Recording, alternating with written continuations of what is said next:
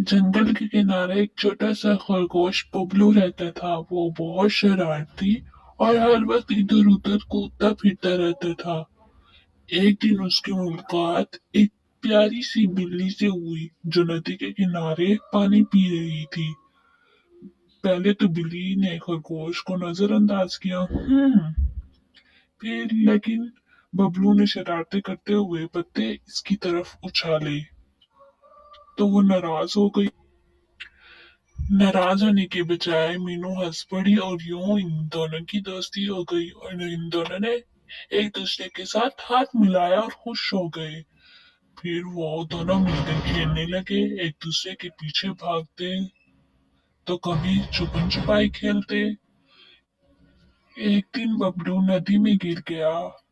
पानी का बहाव बहुत तेज था तो उसे मीनू की बहुत याद आई। मीनू जल्दी से उसकी तरफ भागी और एक लंबी टहनी इसकी तरफ बढ़ाई जिसे पकड़कर बबलू किनारे पर आ गया।